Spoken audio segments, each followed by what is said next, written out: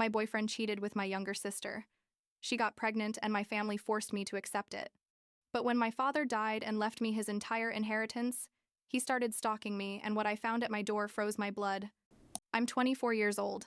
I work in digital marketing, and what I'm about to tell you basically destroyed my family forever. It's not like we were perfect before, but at least we were a family. Right now, I'm living in a new apartment in a city where nobody knows me, with a restraining order against the guy who was my boyfriend and is now my brother-in-law.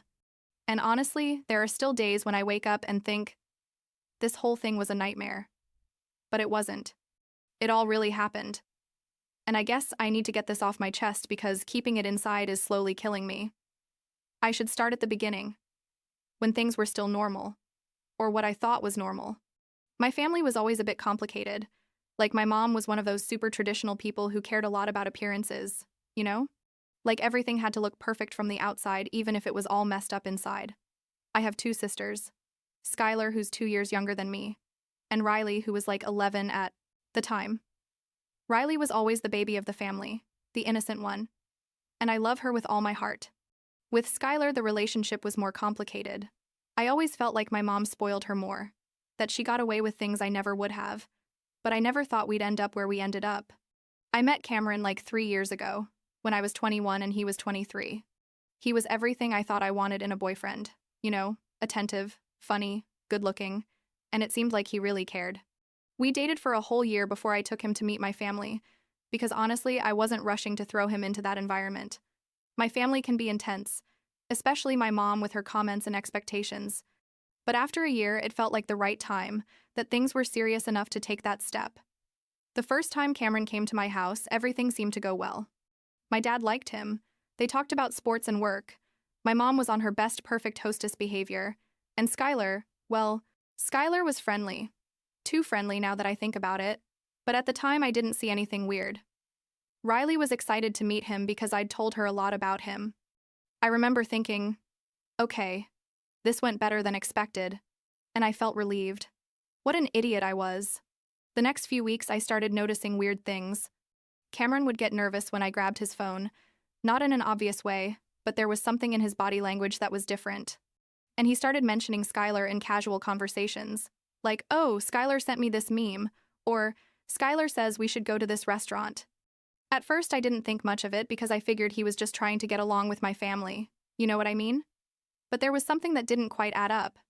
One day, I think it was like 2 months after I introduced him to my family, we were at my apartment watching a movie, and he went to the bathroom, leaving his phone on the couch.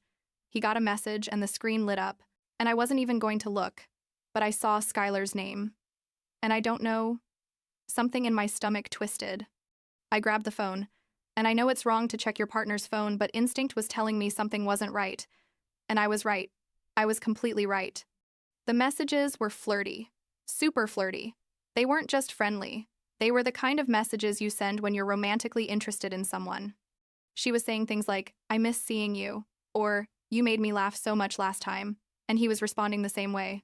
I felt like someone had thrown a bucket of ice water on me. I sat there with the phone in my hand, reading message after message, and I literally couldn't breathe properly. When Cameron came out of the bathroom and saw me with his phone, his face went white. I'm not going to lie.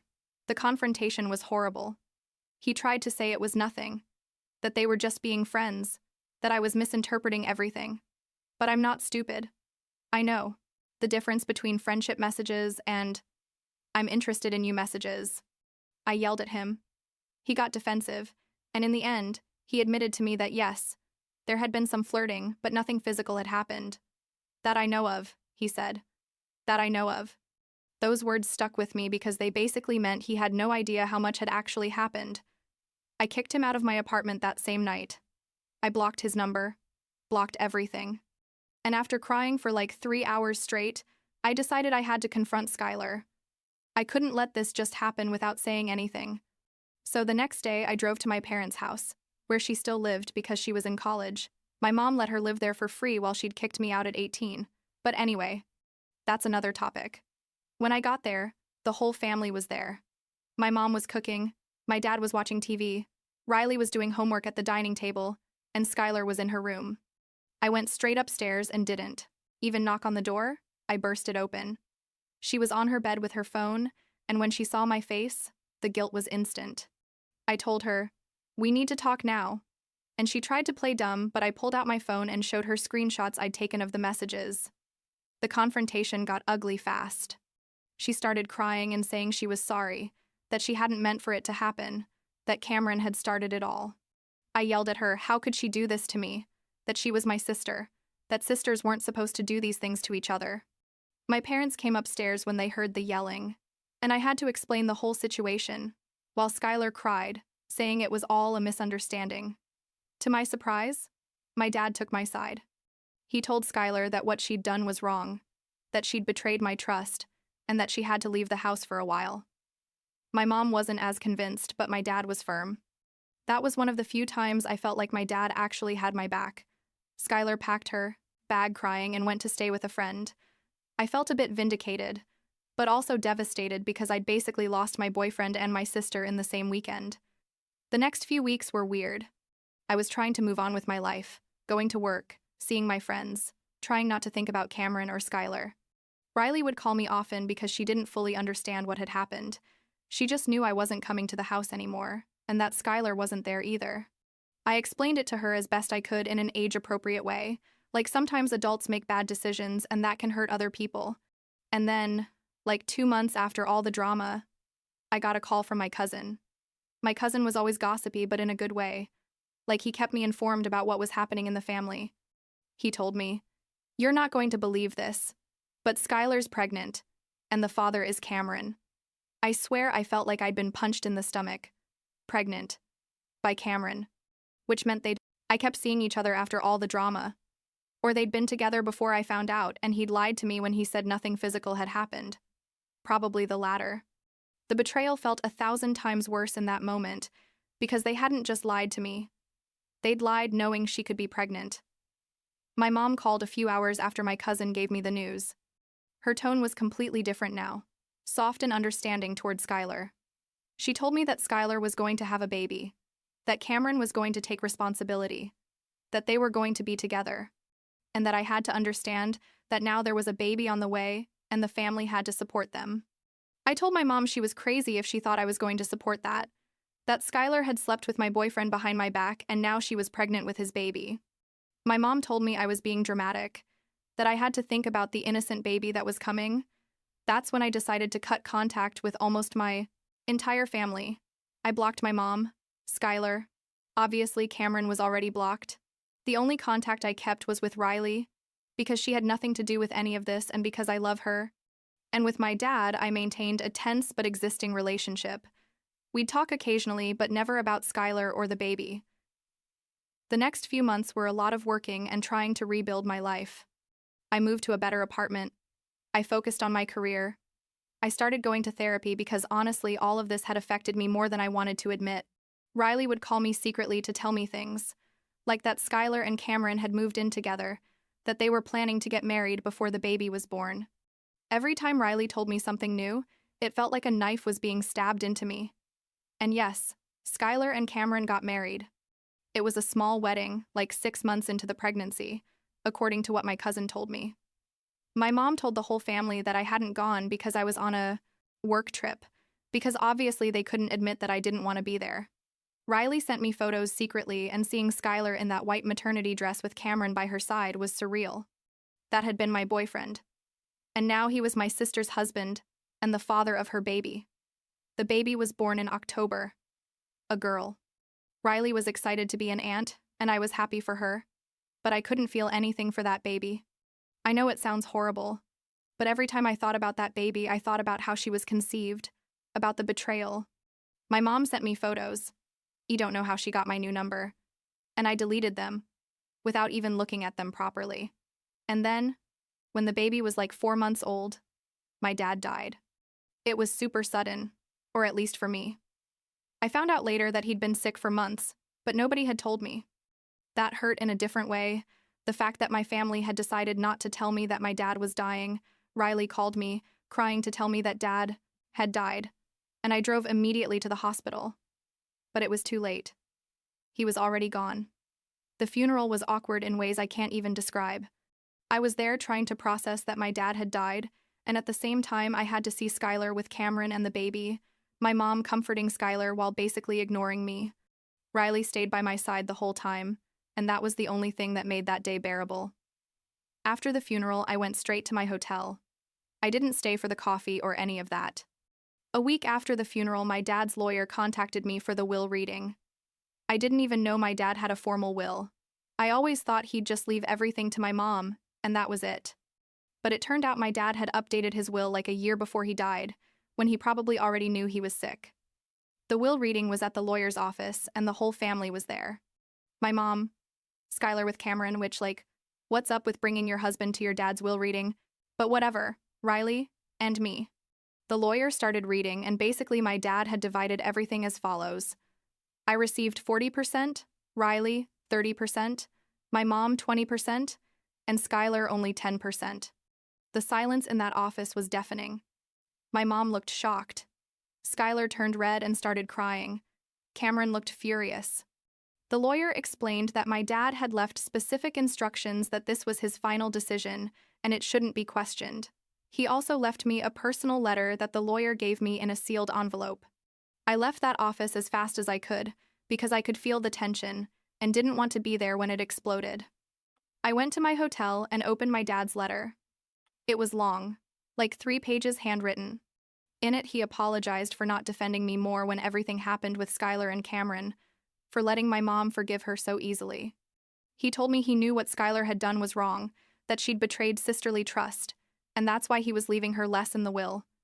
He told me he was leaving me more because I was the one who'd gotten ahead on my own, without the family's help, and that he was proud of me. He also asked me to take care of Riley, to make sure she had what she needed. I cried reading that letter. My dad had never been very expressive with his emotions, and reading all that was like having one last conversation with him. It made me feel validated, but also tremendously sad because he was gone and we could never talk about this face to face. 2 days after the will, reading the messages started. First, it was Skylar, asking me to reconsider, to donate part of my inheritance to the family, especially for her baby. I said no. Then it was my mom, with the same speech but more aggressive, saying I was being selfish, that Dad wouldn't have wanted the family divided over money. I reminded her that Dad had made that decision while in his right mind, and that I was going to respect his wishes. And then Cameron started sending me messages. At first, they were attempts to be reasonable. I understand you're angry, but think about the baby. She's innocent in all this. But when I made it clear I wasn't going to change my mind, the messages got aggressive. He called me a selfish bitch, said I didn't deserve that money, that Dad had been senile when he made the will. I blocked that number, but he kept finding ways to contact me, with different numbers. One night, 2 weeks after all that, I left work and found my car in the parking lot with all 4 tires slashed. Not just flat, completely shredded. I took photos of everything and called the police to file a report. I didn't have proof of who it was, but I had very clear suspicions. The threatening messages continued. Not always from Cameron. Sometimes from numbers I didn't recognize, but all saying similar things. That I'd regret it. That I didn't deserve that money. That they were going to make me give it to them one way or another. I saved every message, every screenshot, everything. And then one day I got to my apartment and found a package at my door. It was a notebook, like one of those normal notebooks you buy at any store. I opened it and what I saw chilled my blood. It was pages and pages of notes about me. About my routines, where I worked, what times I left, what days I went to the gym, what restaurants I frequented, even what clothes I wore on specific days. I'd been being followed, watched, and I hadn't realized. The notebook had notes from almost 3 weeks. 3 weeks in which someone had been documenting my every move. That's when I really got scared. Threatening messages are one thing. Knowing that someone is physically following you is another. I called the police immediately and showed them everything. The messages, the photos of the tires, the notebook. With all that evidence, I went with my lawyer and we requested a restraining order against Cameron. The judge approved it because the evidence was clear and terrifying. But I didn't feel safe in my apartment anymore. I moved to a hotel thinking I'd be safer there, that there'd be cameras, security staff. I told very few people where I was, basically just my boss and Riley. But after a few days in that hotel, I started having the feeling I was being followed again. Small things, like seeing the same car in different places, or feeling like someone was watching me. One night, I was in the hotel lobby waiting for takeout, when I saw Cameron. He was across the street, standing next to a car, looking directly at the hotel. Our eyes met for a second, and I ran back to my room. I called the police immediately, telling them he was violating the restraining order. By the time they arrived, he was gone. The next day, I moved to a different hotel, in a completely different part of the city. I didn't tell anyone where I was this time, not even Riley. I changed my routine completely, started working from the hotel when I could, varied my exit times when I had to go to the office. I was living in constant fear, and I was exhausted. It was at that new hotel where everything reached a breaking point. It was like 2 inches the morning, and I woke up to the sound of someone trying to open my door. The electronic card system kept making that access denied sound over and over. I was paralyzed in bed, with my heart beating so hard I thought I was going to pass out. I called 911 whispering, and hotel security arrived first. Cameron had somehow managed to get into the hotel and was trying to force my door with a credit card or something. When security confronted him, he tried to run, but they tackled him. The police arrived minutes later and arrested him right there. I was shaking so much I couldn't even speak properly when they took my statement. It turned out Cameron had been following me to my previous hotel and had seen which hotel I moved to after. He'd been waiting for the moment to talk to me, according to what he told the police. But at 2 inches the morning trying to force the door of my hotel room isn't talking. It's something else entirely. They charged him with violation of restraining order, harassment, and attempted breaking and entering. The case is still in legal process, but at least he's away from me for now. My lawyer says it's very likely he'll end up with prison time considering all the evidence and the notebook with the surveillance notes. After that, I moved again. This time to an apartment in a building with good security.